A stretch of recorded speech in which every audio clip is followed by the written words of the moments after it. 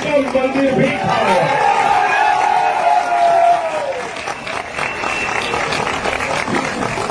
मैं बड़ा हैरान था कि सब कुछ तो खा गए, अब क्या खाएंगे? कोयला खा गए, गैस खा गए, बिजली खा गए, पानी खा गए, सड़क खा गए, पुल खा गए, जहाज खा गए। अब पेट्रोल खा रहे हैं, उसमें कह रहे हैं इथेनॉल मिला के गाड़ी खाएंगे। गाड़ी खा रहे, स्कूटर खा रहे, बस खा रहे। मैं सोच रहा था सब खा गए, अब क्या खाएंगे? कहने लगे संजय सिंह जी गलतफहमी मत पालो, अब हम प्रभु श्री राम का मंदिर खाएंगे, वहां का चंदा खाएंगे। चंदा चोरी कर रहे हैं। तो मैं ये कहना चाहता हूं, जिन्होंने भगवान को नहीं बख्शा वो ना तो राम के हैं, ना आपके हैं, ना किसी काम के हैं। गलत तो नहीं कह रहा हूं। प्रधानमंत्री जी हर 15 दिन पे बात करने आ जाते हैं। क्या कहते हैं? मन की बात।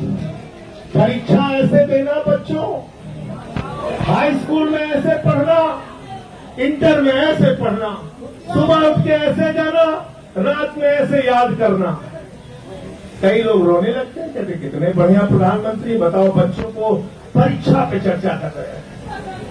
परीक्षा पे चर्चा कर रहे हैं। 93 पेपर लीक हो गए हिंदुस्तान में।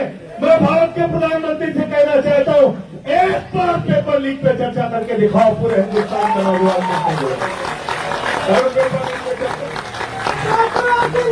मैं चला गया प्रयागराज, अभिजीत जी, मैं प्रयागराज चला गया पेपर लीक पे चर्चा करने। हमारे कमरे में पुलिस वाले आ गए, ये स्टार वो स्टार, बंदूक लेके सब पहुंच गए वहां पे। कहने लगे यहाँ पे आप क्या बात कर रहे हैं? हम कहे तुमसे क्या मतलब? बंद कमरे में कहने लगे पेपर लीक पे चर्चा तो नहीं कर सकते आप। मैंने कहा तुम पेपर लीक कर सकते हो बेईमानो, हम चर्चा भी नहीं कर सकते, हम चर्चा भी नहीं कर सकते। तो मैंने पेपर लीक पे चर्चा किया वहां पे, और जो पेपर लीक पूरे हिंदुस्तान में हुआ है, तो हमसे कई बार लोग पूछते हैं कि आप लोग बीजेपी वालों को क्यों दोषी ठहराते हैं, मोदी जी को क्यों दोषी ठहराते हैं, शिक्षा मंत्री को क्यों दोषी ठहराते हैं? अरे सरकार का क्या लेना देना पेपर से? तो मैं उनसे कहता हूं, जितने पेपर लीक करने वाले हैं ये सारे के सारे चंदा चोर पार्टी से जुड़े हुए लोग हैं, भारतीय जनता पार्टी से जुड़े हुए लोग। गलत तो नहीं कह रहा हूं, गलत तो नहीं कह रहा हूं। कहते कैसे पता किया? हमने कहा बेईमानो, नीट का पेपर लीक जब हुआ था पहली बार, तुमने जिन लोगों को गिरफ्तार किया था वो सब के सब बरी हो गए। कैसे बरी हो गए?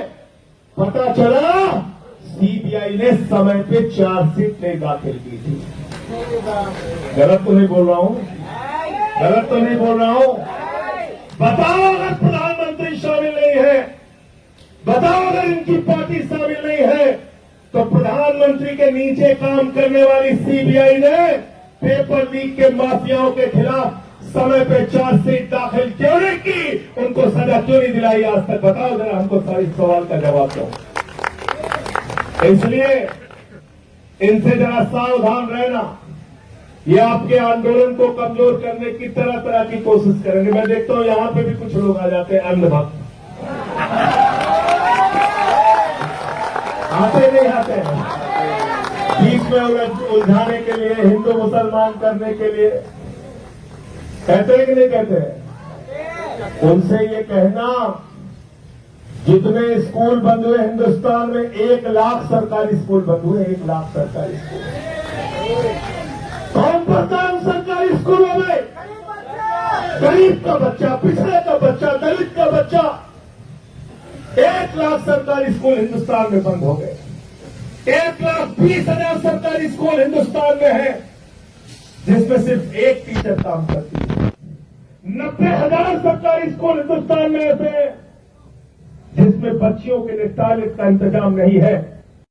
इस देश में हजारों लाखों सरकारी स्कूल ऐसे हैं जहां पे मिड डे मील में बच्चों को नमक रोटी खाने के लिए दी जाती है। उनके चावल में कीड़े पड़ जाते हैं। मैं पूछना चाहता हूं, हिंदुस्तान के अंदर लोगों को बांटने वाले लोगों, बताओ, जो नारा लगाते हो जिस हिंदू का खून न खोला, इन बच्चों के स्कूल बंद होने पर तुम्हारा खून क्यों नहीं खोलता? क्यों नहीं तुम सड़कों पे आते हो पेपर लीक के सवाल पे? और जंतर मंतर पे समर्थन करने के लिए आओ और इनका साथ दो नौजवानों का। और 20 तारीख से संसद शुरू होने जा रही है।